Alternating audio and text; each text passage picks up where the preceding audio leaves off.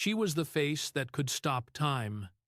The icy blonde who haunted James Stewart in Alfred Hitchcock's Vertigo. For millions, Kim Novak wasn't just a star, she was a dream carved in silver light. But behind the carefully crafted image of Hollywood perfection was a woman trembling under the weight of expectations, manipulation, and a crushing loneliness that would eventually drive her to walk away from the very industry that made her a legend. Kim Novak entered the stage of cinema as if she had been chosen by destiny itself. Columbia Pictures molded her into their answer to Marilyn Monroe, a rival beauty sculpted not only for the camera, but for the marketplace of desire. Men adored her, women envied her, and the studios saw her as a commodity more than a person. In public, she appeared flawless, an icon draped in gowns, her face immortalized on magazine covers, her name whispered with awe. Yet in private, she was a prisoner of the image that others forced upon her. Hollywood had crowned her, but at what cost? Each spotlight cast longer shadows. Each photograph captured a woman further removed from her own truth. Beneath the shimmering gowns and diamond smiles, Kim Novak's soul was fraying. She would become a tragic reminder that beauty in Hollywood is never just a gift. It is a curse that demands everything, including one's sanity. And so, at 84, the question remains, how does a woman once worshipped by millions reconcile with the ghosts of a past that never let her go? Kim Novak was not born into the glitter of Hollywood, nor was she raised under chandeliers and velvet curtains. She was born Marilyn Pauline Novak on February 13, 1933, in Chicago, Illinois, the daughter of working-class parents of Czech descent. Her father, a freight dispatcher for a railroad company, and her mother, a former factory worker, gave her a modest, stable upbringing rooted in Catholic tradition. But beneath the ordinary trappings of Midwestern life was a little girl who often felt invisible. A girl who grew up with the quiet conviction that she was destined for something greater. From a young age, Kim struggled with shyness. She wasn't the loud, attention-seeking child who demanded the spotlight.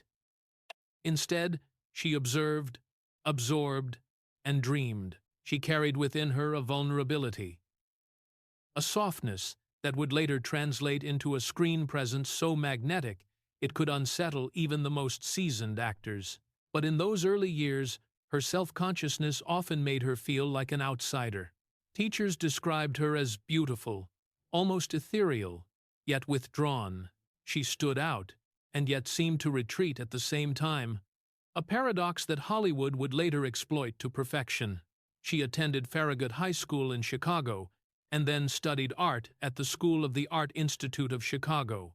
Her ambition was not to be a star, but to create. She dreamed of painting, of expressing herself in colors and strokes, rather than in front of a camera. But life has a way of diverting paths. She took modeling jobs to earn extra money, and soon her striking looks caught the attention of talent scouts. She became a promotional model for a refrigerator company, ironically earning her the nickname Miss Deep Freeze at trade shows. This small, almost comical job would place her directly on the radar of Hollywood executives searching for fresh faces. In 1953, Columbia Pictures came calling. Harry Cohn, the ruthless head of the studio, saw in Kim Novak the raw material for his next manufactured star. He despised Marilyn Monroe for being associated with rival studio Fox, and he was determined to craft a woman who could rival her, an icy blonde goddess who could be molded to his will. Novak was signed and immediately subjected to the Hollywood machinery. New roles, new clothes, new lessons in posture, poise, and diction. Even her name was changed. Marilyn Pauline Novak became simply Kim Novak, a name designed to be short, sharp, and unforgettable. The transformation was both exhilarating and suffocating.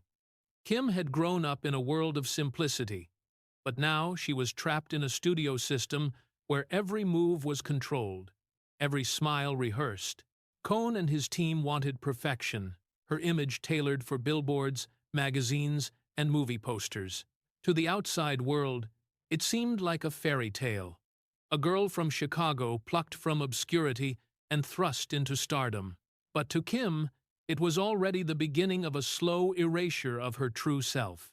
She was thrust into supporting roles at first, but her beauty was undeniable, and within a year she was starring in films like Fruft 1954, opposite Judy Holliday and Jack Lemmon. Soon, Columbia positioned her as their crown jewel, promoting her relentlessly as the next great star of Hollywood. She had what the industry called the look, cool, mysterious, with a presence that was both alluring and unreachable. Critics began comparing her to Monroe, but while Monroe radiated warmth and vulnerability, Novak projected an icy enigma. It was this quality that Hitchcock would later seize upon, making her immortal in Vertigo. But even in those early days, Kim Novak felt the weight of contradiction pressing on her. She was being celebrated as an object of beauty, while inside she wrestled with self-doubt, shyness, and an overwhelming desire for authenticity. The spotlight was dazzling, yes, but it was also blinding. The girl from Chicago who once dreamed of painting had become a star in the making, yet already the first cracks in her facade had begun to appear. Hollywood was about to crown her queen, but Kim Novak herself was not certain she wanted the throne. By the mid-1950s, Hollywood was buzzing with a new name, Kim Novak. To the casual moviegoer, she appeared to be the embodiment of grace and mystery. A star who arrived seemingly out of nowhere, fully formed and destined for greatness. To insiders, however, she was the result of Columbia Pictures' calculated gamble, Harry Cohn's obsession with creating his own goddess to rival Monroe. The gamble paid off, at least at first. In 1955, Novak landed her first major leading role in Picnic alongside William Holden. The film, a romantic drama about longing and repression in small-town America, was a turning point. Novak played Madge, the pretty girl, suffocated by her beauty and trapped in a life of expectation. It was a role that eerily mirrored her own life, and perhaps for that reason, she played it with haunting authenticity. The camera adored her. Every close-up revealed a face that seemed to carry secrets, a beauty tinged with melancholy. Picnic became a massive success, cementing her as one of Hollywood's brightest new stars. That same year, she appeared opposite Frank Sinatra in The Man with the Golden Arm, a gritty drama about drug addiction. Once again, critics praised her ability to hold her own against established male leads. Novak wasn't just a pretty face, she had presence, a magnetism that audiences couldn't ignore. Suddenly, Columbia had exactly what it wanted, a bankable star who could command the screen and sell tickets worldwide. But with success came scrutiny. Harry Cohn monitored every detail of Novak's life, orchestrating publicity stunts and controlling her image. He demanded she attend parties, pose for endless photographs, and maintain the illusion of the perfect starlet. Even her romantic life was subject to studio interference. When she began a relationship with black singer and actor Sammy Davis Jr., Cohn exploded. In 1950s America, interracial relationships were taboo, and for Cohn, it was more than a scandal, it was a threat to the studio's profits. According to Hollywood legend, mobsters were even involved in pressuring Davis to end the relationship. Novak was devastated, but powerless to fight against forces larger than herself. Despite the chaos behind the scenes, her career soared. In 1958, she was cast in what would become her most iconic role, Madeline Elster, Judy Barton, in Alfred Hitchcock's Vertigo. At first, Hitchcock hadn't wanted Novak, he preferred Vera Miles. But when Miles became unavailable, Novak stepped into the role that would define her career. Vertigo was unlike anything Novak had done before. It wasn't simply a love story or a melodrama, it was a psychological labyrinth where she had to embody both fantasy and reality, illusion and truth. Her dual performance as the enigmatic Madeline and the earthy Judy demanded range and subtlety. She became Hitchcock's canvas, the object of James Stewart's obsession, the woman transformed and remade to satisfy a man's desire. The parallels to Novak's own life were chilling. Just as Stewart's character remade Judy into Madeline, Hollywood had reshaped Novak into its own ideal of beauty. At the time of its release, Vertigo was not an immediate hit. Critics were divided, some even dismissing it as overindulgent. Novak herself felt uncertain about the film, plagued by insecurities about her performance. Yet decades later, Vertigo would be hailed as one of the greatest films ever made, and Novak's performance as one of the most haunting in cinema history. Ironically, the role she once doubted became the very reason her name lived on. Novak's other films during this golden period included Pal Joey, 1957, with Sinatra, Bell, Book and Candle, 1958, with James Stewart again, and Middle of the Night, 1959. Each role showcased her versatility, but Hollywood continued to see her as a commodity rather than an artist. She was the icy blonde, the rival to Monroe, the dream girl of the 1950s. What they didn't see, or didn't care to see, was the fragile woman beneath the surface, fighting to maintain her sense of self. By the late 1950s, Kim Novak had reached the zenith of stardom. She was one of the top box office draws, earning millions for Columbia and appearing on magazine covers across the world. To the public, she was untouchable, a goddess of the screen, but inside, Novak was suffocating. The same forces that propelled her to greatness were the ones that threatened to destroy her. She longed for authenticity, for freedom, for a life beyond the endless demands of Hollywood. In her rise to the top, Kim Novak achieved what millions dreamed of, but fame is never free. For Novak, the higher she climbed, the more dangerous the fall became, and soon the cracks in her carefully constructed image would widen into fractures that no studio could conceal. By the early 1960s, Kim Novak was everywhere. Her face, that cool, enigmatic mask, was splashed across the covers of Life, Look, and Photoplay. She was Hollywood's icy goddess. The rival Columbia Pictures had meticulously crafted to battle against Marilyn Monroe's fiery allure. She had already conquered the screen with Picnic, Pal Joey, and Hitchcock's haunting Vertigo. At just under 30, she was among the most bankable stars in the industry. From the outside, her life seemed like a dream wrapped in diamonds and flashbulbs. But as often happens in Hollywood, behind the brilliance of fame, shadows loomed large. One of those shadows was her relationship with power, power that never truly belonged to her. Harry Cohn, the domineering head of Columbia Pictures, treated Novak less like a star and more like an investment portfolio.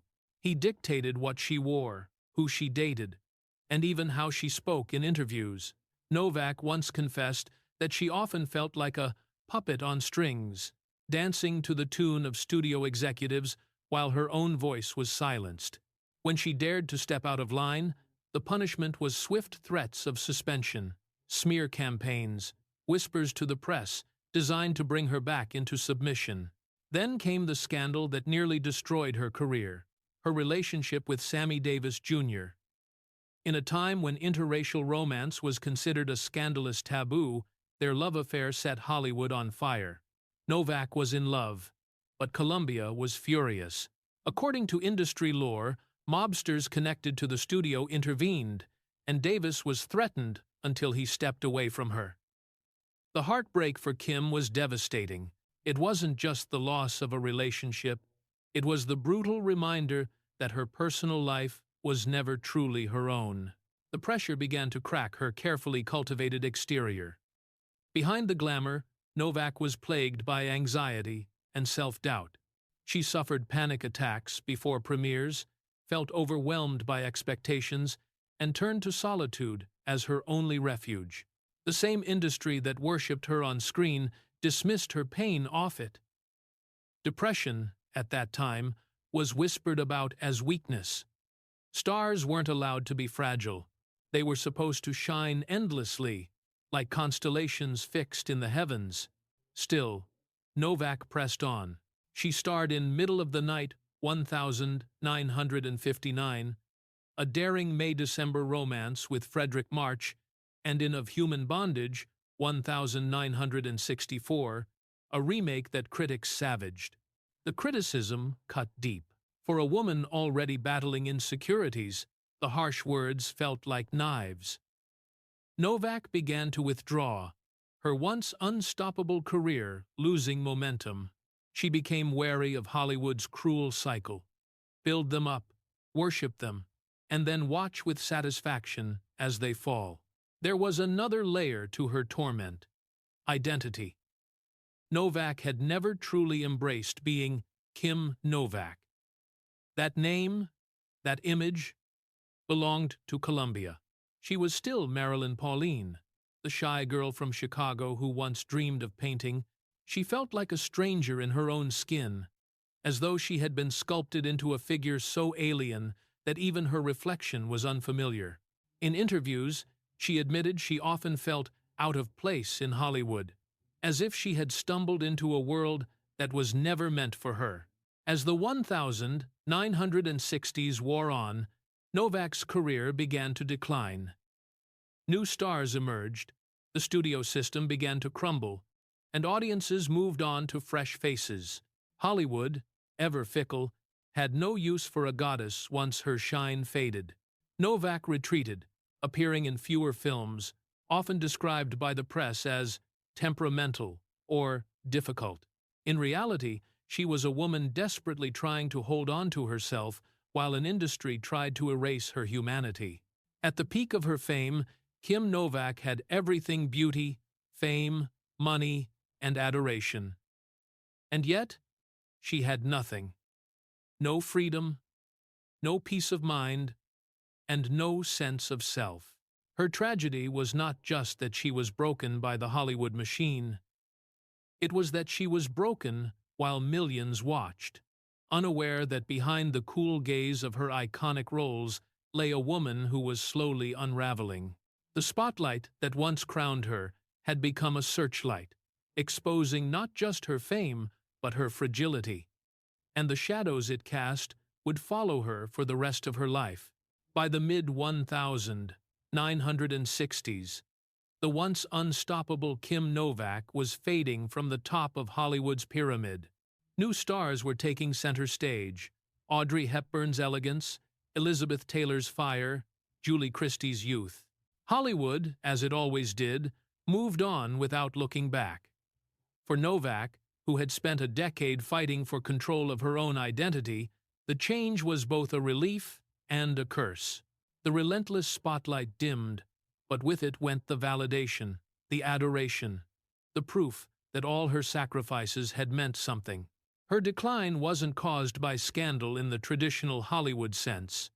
There were no drunken arrests, no public meltdowns. Instead, it was quieter, more insidious: a loss of confidence, a suffocating anxiety, and a deepening depression.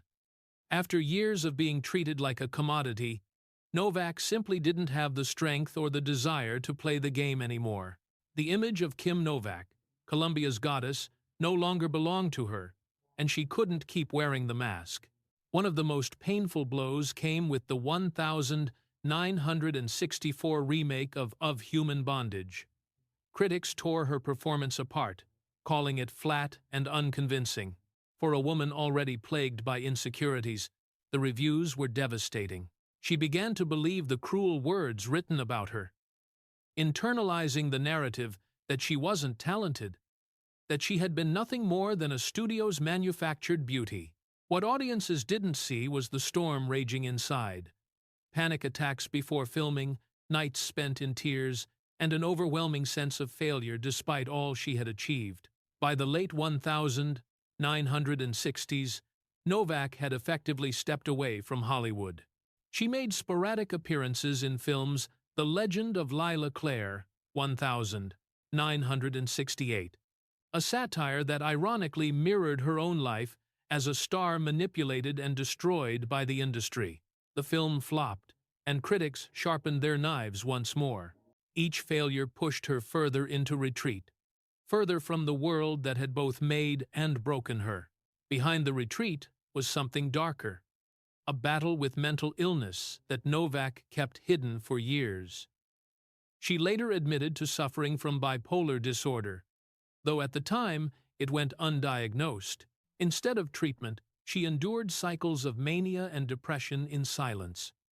Hollywood had no tolerance for weakness, and a star admitting to mental illness in the 1960s would have been career suicide. So Novak carried her pain in private, her smile on red carpets masking the despair that consumed her in solitude. There was also the matter of control. For once in her life, Novak longed to take control of her destiny, to create something authentic outside of Hollywood's grasp. She returned to her first love, painting. In the quiet solitude of her art studio, she found a freedom the cameras had never given her. Her canvases became an outlet for emotions too heavy to articulate a swirl of colors, reflecting the chaos inside. To paint was to breathe again, to rediscover the Marilyn Pauline Novak, who had once dreamed in colors before being renamed Kim. But even in retreat, Novak couldn't fully escape the weight of her past. The world still saw her as the star of Vertigo, the icy blonde forever immortalized in celluloid. Journalists hunted her down, demanding interviews, curious about why she had vanished. Some speculated she had been destroyed by Hollywood. Others whispered she was hiding from scandal. The truth was simpler and more tragic. Kim Novak was searching for herself, trying to heal wounds that fame had left raw and bleeding. Her relationships reflected the same turmoil. The affair with Sammy Davis Jr. had been stolen from her by prejudice and studio pressure, leaving scars of loss and injustice.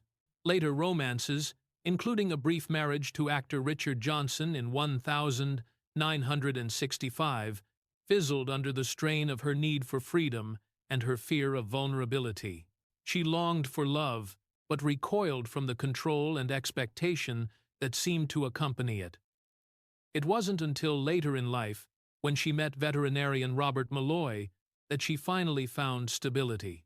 But in those years of retreat, Novak's loneliness was profound. Her struggle wasn't just emotional but also physical.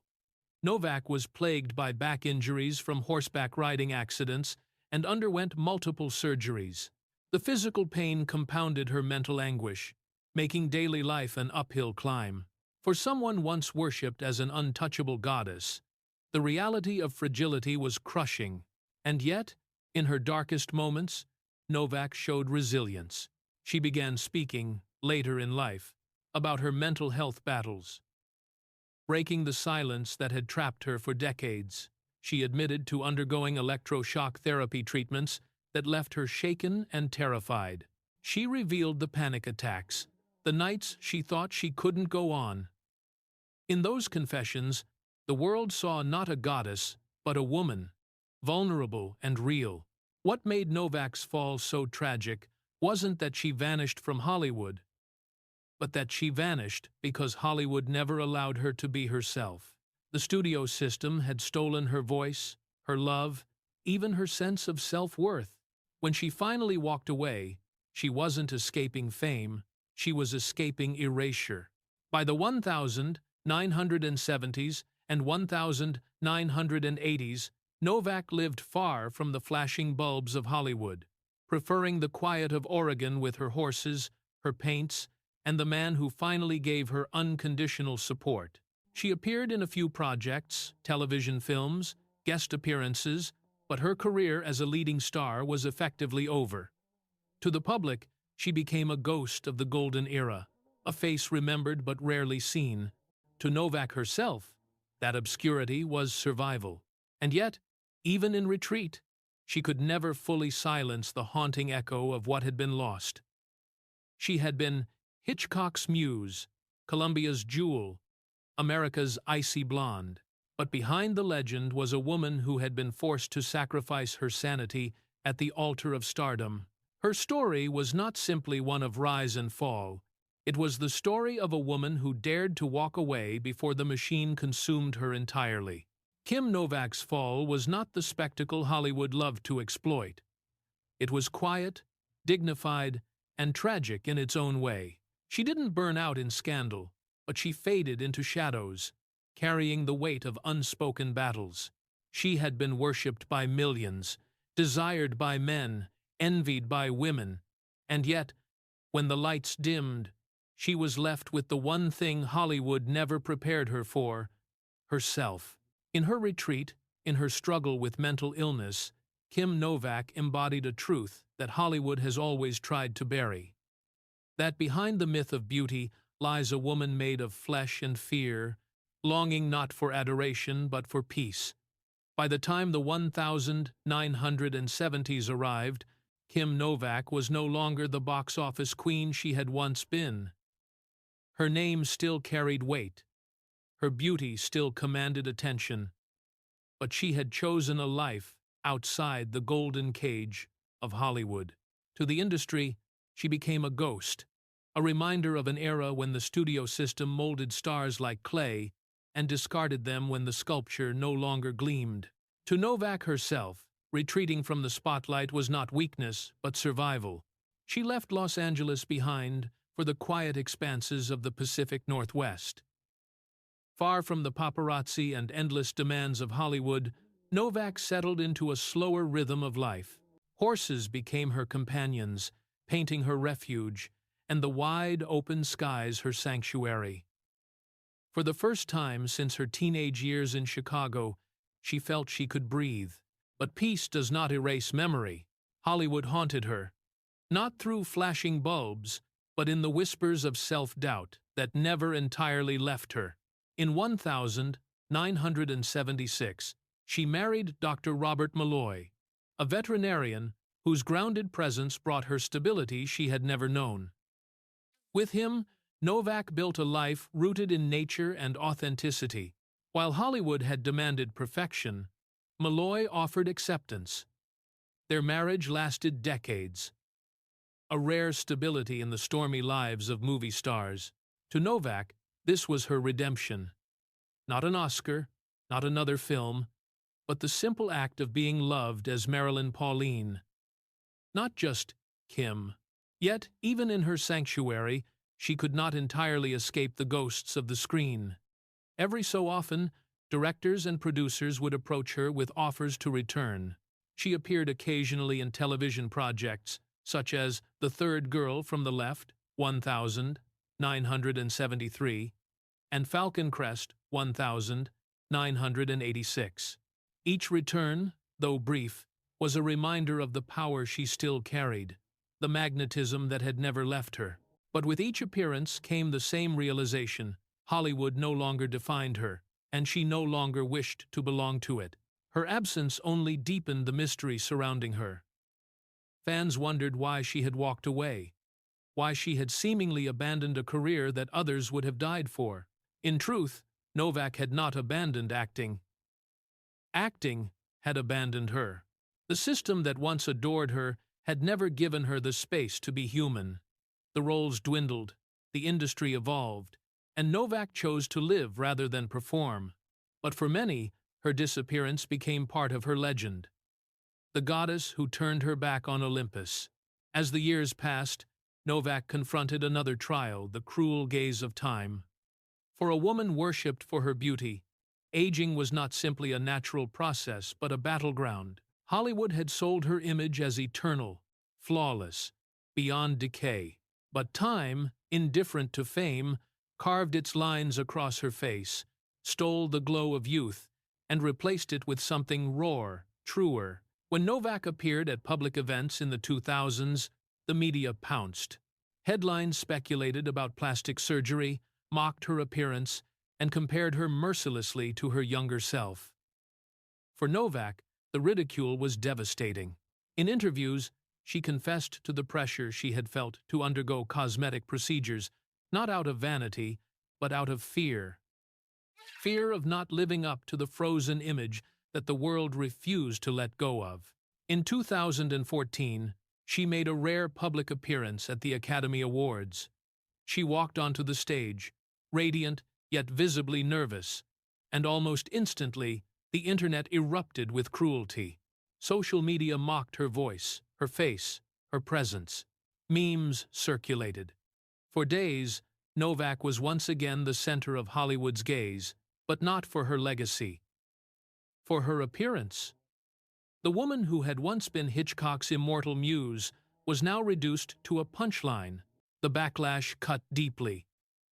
But it also revealed something Novak had long understood. Hollywood loves its idols, but only when they remain frozen in time.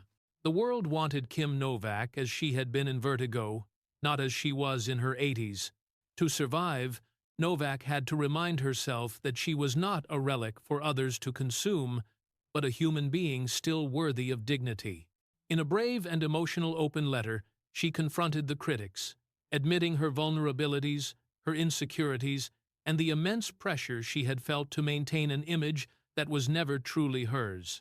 In her honesty, she reclaimed power that the industry had stolen decades earlier. Her art, however, never left her. Painting became not just a hobby, but a lifeline. Her canvases, filled with vibrant colors and swirling forms, were her therapy, her confession, her legacy outside of Hollywood's shadow. Through her art, Novak expressed what words could not: her longing for freedom, her battles with depression, her love for the natural world. She held exhibitions, shared her work with fans, and for many, this was the truest form of Novak, an artist finally in control of her narrative. She also began speaking openly about her struggles with mental illness, breaking the silence she had been forced to maintain during her career.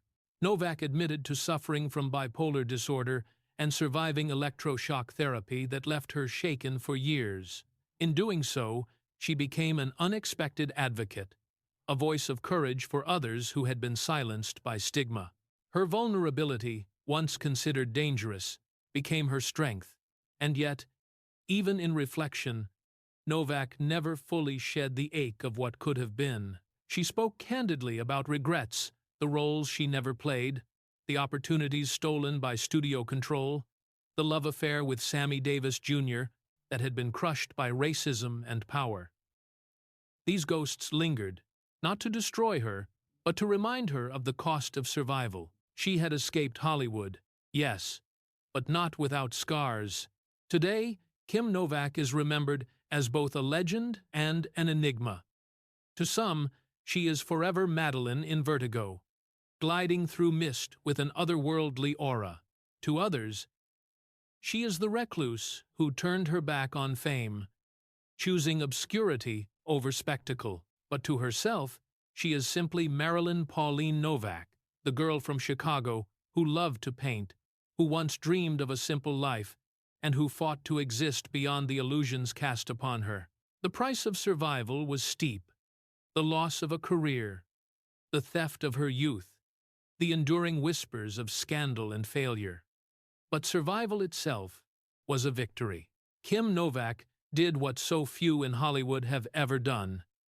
She walked away with her soul intact, even if bruised, even if scarred.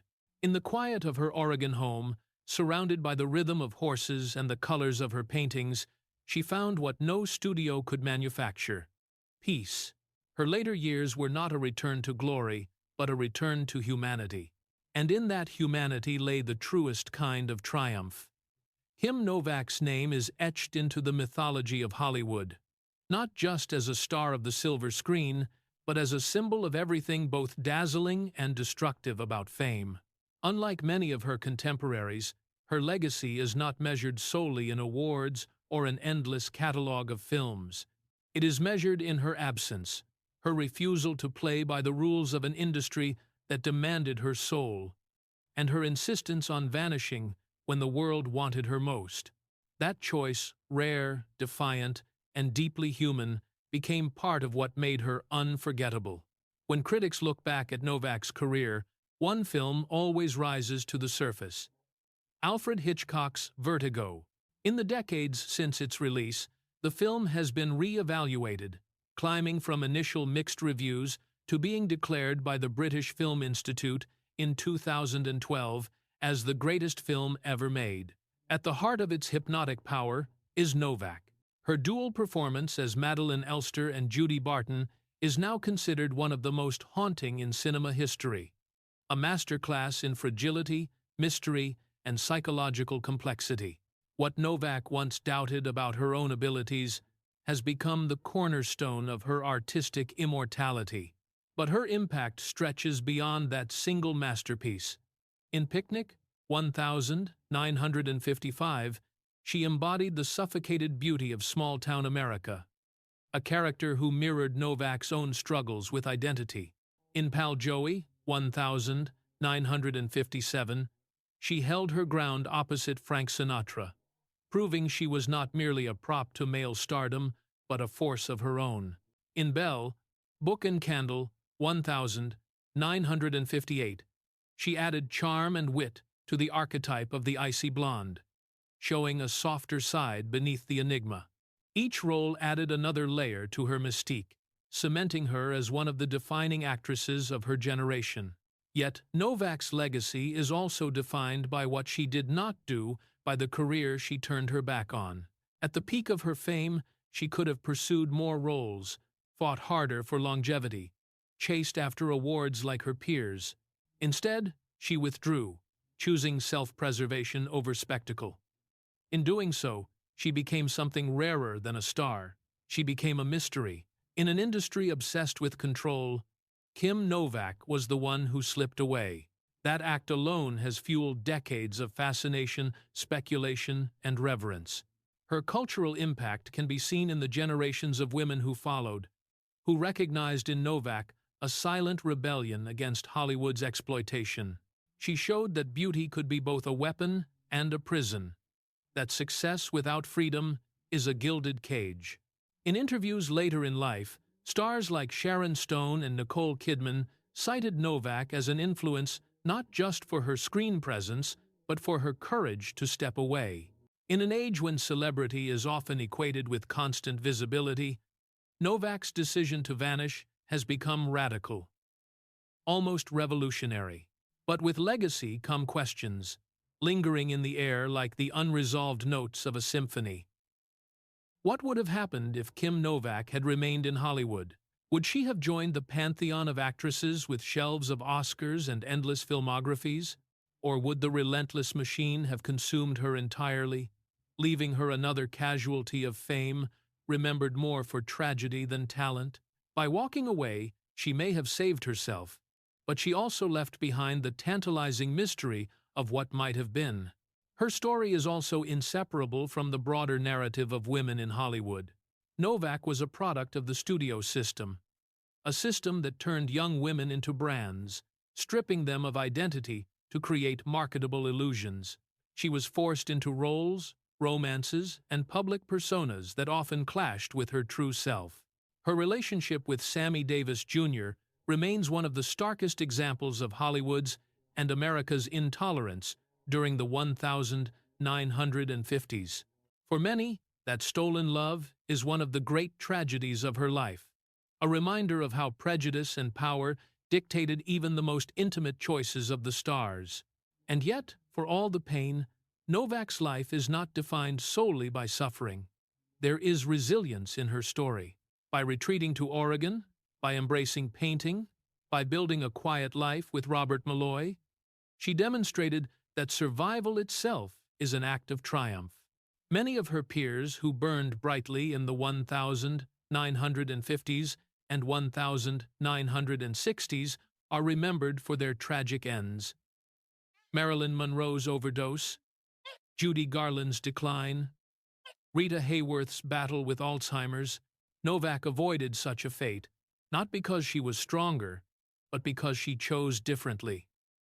She stepped off the stage before the final curtain could be forced upon her.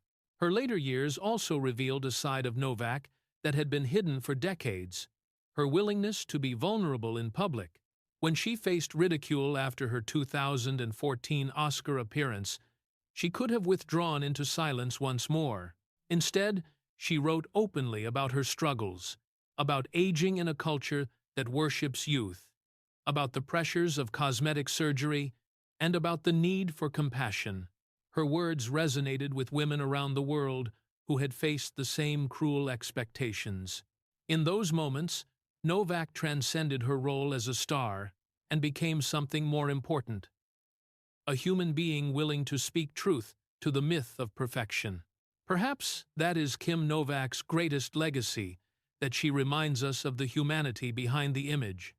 For decades, she was seen as an enigma, an icy blonde carved in marble, but beneath that surface was a woman who suffered, who loved, who longed for authenticity, and who ultimately reclaimed her life on her own terms.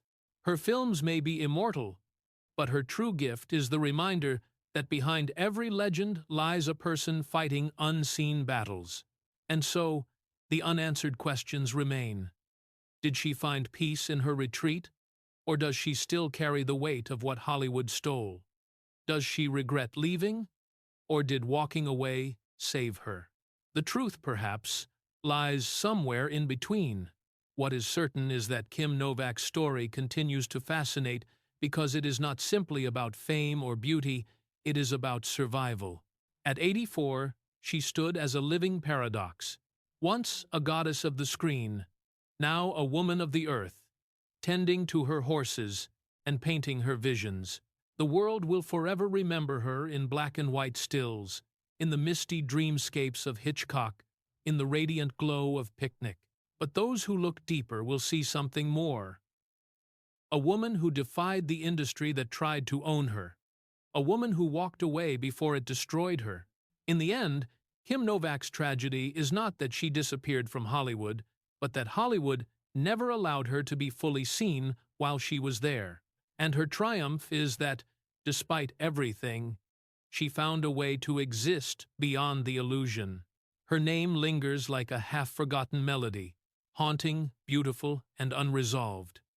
And perhaps that is exactly how Kim Novak wanted it to be.